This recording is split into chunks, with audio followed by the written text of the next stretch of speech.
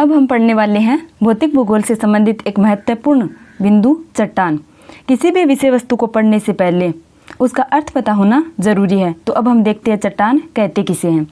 तो धरातल पर उपस्थित अथवा हमारे भूपृष्ठ पर उपस्थित मुलायम या कठोर पदार्थ जिनका निर्माण खनिजों के सम्मिश्रण से हुआ है। कोई भी पदार्थ जिनका निर्माण खनिजों के सम्मिश्रण से हुआ है, चट्टान कहते हैं। ये पदार्थ मुलायम भी हो सकते हैं और कठोर भी हो सकते हैं। मुलायम अगर हम पदार्थों को देखते हैं तो नदियों द्वारा लाई गई चिक्का मिट्टी, मरुस्थलीय क्षेत्र में पाई जाने वाली रेतीली मिट्टी, और अगर हम कठोर पदार्थों को देखें तो ग्रेनाइट, बेसाल्ट, संगमरमर। इसके साथ ही ये पदार्थ प्रवेश से भी हो सकते हैं और अप्रवेश से भी हो सकते हैं। कोई भी पदार्थ चाहे वह मुलायम हो चाहे कठोर हो, अगर खनिजों के सम्मिश्रण से उसका निर्माण हुआ है तो उसे हम चट्टान कहते हैं। इन सभी का अध्ययन करने के लिए विज्ञान में एक शाखा बनाई गई है जिसे हम कहते हैं पेट्रोलॉजी, अर्थात चट्टानों का अध्ययन करने के लिए जो शाखा बनाई गई है उसे कहते हैं पेट्रोलॉजी। साथ ही इनका अध्ययन हम स्थलमंडल में भी करते हैं। स्थलमंडल का निर्माण विभिन्न प्रकार की चट्टानों से हुआ है, तो इस वजह से हम स्थलमंडल में भी जब चट्टानों का अध्ययन करते हैं तो स्थलमंडल का अध्ययन कहलाता है लिथोलॉजी।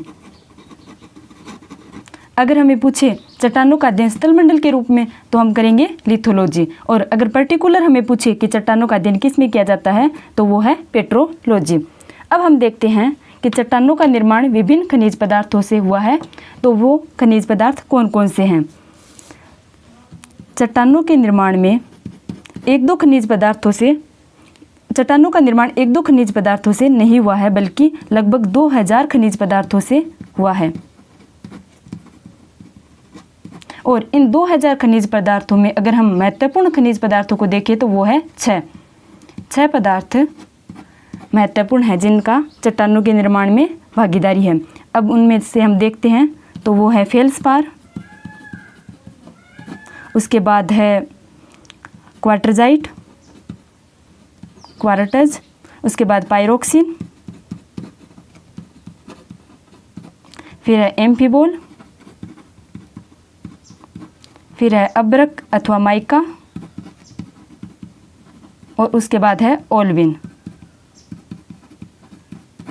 अब अगर हमसे क्वेश्चन आए कि चट्टानों के निर्माण में सबसे अधिक महत्वपूर्ण भूमिका किसकी है तो वो है फेल्सपार की, और उसके बाद है क्वार्टज, उसके बाद पायरोक्सिन, फिर एम्फीबोल, उसके बाद अब्रक या माइका, और फिर है ओल्विन। अब हम यहाँ से एक क्वेश्चन ये भी आ सकता है कि ये खनिज पदार्थ कहाँ पर इनकी अवस्थिति सबसे अधिक या सबसे कम कहाँ पर कैसे है, तो इसके बारे में भी क्वेश्चन आ सकता है। अगर हम राजस्थान के संदर्भ में देखें तो फेल्सपार सबसे अधिक अजमेर में पाया जाता है। अब हमने देखा कि विभिन्न खनिज पदार्थों से चट्टानों का निर्माण हुआ है और इन चट्टानों से हमारे भूपृष्ठ का निर्माण हुआ है। तो अब हम देखते हैं भूपृष्ठ के निर्माण में प्रधान तत्व कौन कौन से हैं। भूपृष्ठ के निर्माण में प्रधान तत्व,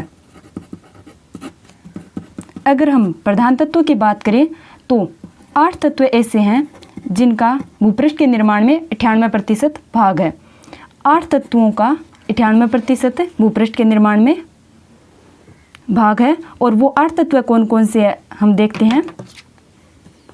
ऑक्सीजन, सिलिकॉन, एल्यूमिनियम, लोहा, कैल्शियम, सोडियम, पोटेशियम और मैग्नीशियम। ये 8 प्रधान तत्व हैं जो हमारे भूपृष्ठ के निर्माण में भागीदार हैं। इन 8 तत्वों से हमारा भूपृष्ठ का 98% भाग बनता है। अब हम देखते हैं ऑक्सीजन। ऑक्सीजन सबसे प्रधान तत्व है और ये भूपृष्ठ के निर्माण में लगभग 46.78% भाग रखता है, यानी कि लगभग 47% भाग सिर्फ ऑक्सीजन का हमारे भूपृष्ठ के निर्माण में है। अगर हमसे कोई पूछे कि वायुमंडल में सबसे अधिक कौन सा तत्व पाया जाता है, तो वो तत्व है नाइट्रोजन। और अगर हमें कोई पूछे स्थलमंडल में सबसे अधिक निर्माणकारी तत्व कौन सा है, तो वो है ऑक्सीजन। अब हम बात करते हैं सिलिकॉन की। कोई भी खनिज पदार्थ या तत्व के बारे में हम अगर देखें तो उससे हमारे खनिजों से संबंधित क्वेश्चन भी सॉल्व हो सकते हैं। जैसे कि सिलिका हमारी नदियों द्वारा जलोढ़ मिट्टी लाई जाती है, उसमें अधिक मात्रा होती है। और सिलिका जहाँ पर अधिक होती है वहाँ पर हमारा कांच उद्योग प्रफुल्लित होता है। तो जहाँ पर कांच उद्योग होगा वहाँ पर सिलिका की मात्रा होगी। और अगर हम सिलिका की बात करें तो ये हमारे भूपृष्ठ के निर्माण में लगभग 28% भाग, पर्टिकुलर अगर हम देखें तो 27.72% भाग रखती है। अब हम बात करते हैं एल्यूमिनियम की। तो धातु के रूप में अगर हम बात करें तो सबसे अधिक जो तत्व पाया जाता है वो है एल्यूमिनियम, और ये है 8.13% भाग। और उसके बाद है लोहा जो 5% भाग हमारे भूपृष्ठ के निर्माण में रखता है। उसके बाद है कैल्शियम जो 3.63%। उसके बाद है सोडियम जो 2.83%। उसके बाद पोटेशियम जो 2.59%। और उसके बाद है मैग्नीशियम जो 2.09% भाग भूपृष्ठ के निर्माण में रखता है। अब हम बात करते हैं ऑक्सीजन की। तो हमने देखा भूपृष्ठ के निर्माण में सर्वाधिक तत्व पाया जाता है वो है ऑक्सीजन। अगर हम सिलिकॉन की बात करें तो भूपृष्ठ के निर्माण में सर्वाधिक जो अधातु पाई जाती है वो है सिलिकॉन। और अगर हम धातु की बात करें सर्वाधिक तो वो है धातु की बात करें तो वो है सर्वाधिक एल्यूमिनियम। अब हम देखते हैं पृथ्वी के निर्माण में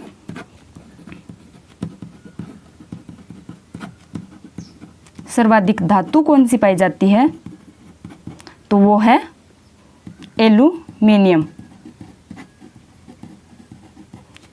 दूसरा हम बात करें पृथ्वी के निर्माण में सर्वाधिक अधातु कौन सी पाई जाती है, तो वो है सिलिकॉन। और पृथ्वी के निर्माण में सर्वाधिक पाया जाने वाला तत्व कौन सा है, तो वो है ऑक्सीजन। अब हमने देखा 98% भाग इन 8 तत्वों से मिलकर बना है। और अगर 2% भाग और बचता है उसकी हम बात करें तो विभिन्न तत्वों से मिलकर बना है। उसमें हम कार्बन, निकल, फेरस, कोबाल्ट आदि तत्वों को शामिल करते हैं जिनसे हमारी चट्टानों का निर्माण हुआ है।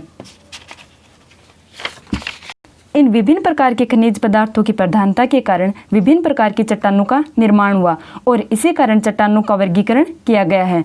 और इन चट्टानों के वर्गीकरण को अगर हम देखें, चट्टानों का वर्गीकरण तो मुख्यतः 2 आधारों पर वर्गीकरण किया जाता है। एक है निर्माण के आधार पर और दूसरा है कालक्रम के आधार पर।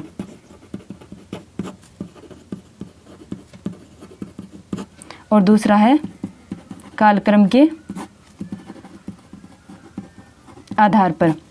अगर निर्माण के आधार पर चट्टानों के प्रकार की बात करें तो जैसा कि आप सभी जानते हैं, एक होती है आग्नेय चट्टान, दूसरा अवसादी चट्टान और तीसरी है कायांतरित अथवा रूपांतरित चट्टान।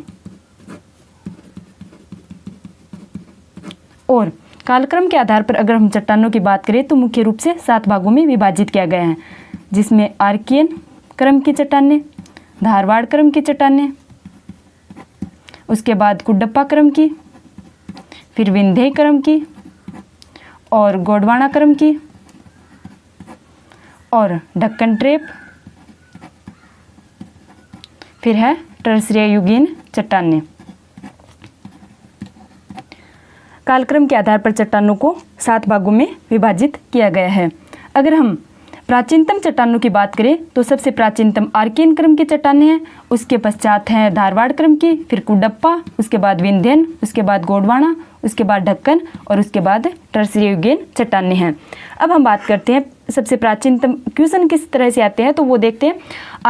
अगर हमें भारत के संदर्भ में कोई पूछे कि कौन सी चट्टानें पाई जाती है, तो भारत के संदर्भ में आर्कियन क्रम की चट्टानें सबसे प्राचीनतम चट्टानें हैं, और राजस्थान के संदर्भ में अगर हम देखें तो धारवाड़ क्रम की चट्टानें सबसे प्राचीनतम है। इसके अलावा हमें क्वेश्चन यहाँ से भी आ सकता है, जैसे पृथ्वी के निर्माण के बाद काफ़ी करोड़ों वर्षों के बाद जीवाश्म की उत्पत्ति हुई, तो आर्कियन, धारवाड़ और कुडप्पा क्रम की चट्टानों की उत्पत्ति हुई, तब तक जीवाश्म की उत्पत्ति नहीं हुई थी। इसलिए आर्कियन, धारवाड़ और कुडप्पा क्रम की चट्टानें जीवाश्म रहित चट्टानें हैं। और उसके बाद अगर हम विंध्यन, गोंडवाना, ढक्कन ट्रेप और टर्सरी युगीन चट्टानों की बात करते हैं तो ये जीवाश्म सहित चट्टानें हैं। और अब हम बात करते हैं निर्माण के आधार पर चट्टानों की। तो निर्माण के आधार पर चट्टानें हैं इग्निस, उसके बाद अवसादी यानी कि सेडिमेंट्री, उसके बाद कायांतरित, रूपांतरित या मेटामॉर्फिस।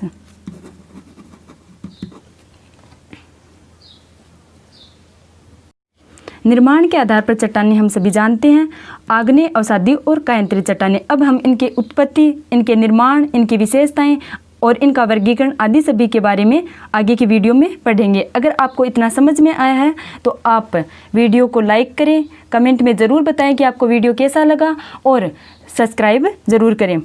और अब हम देखते हैं, अगर आपको इतना समझ में आया है तो आप 2 क्वेश्चंस ज़रूर कर पाएंगे। एक है चट्टानों का अध्ययन हम किस शाखा में करते हैं, कमेंट में ये ज़रूर बताएं। और उसके बाद दूसरा है चट्टानों का वर्गीकरण का आधार क्या है।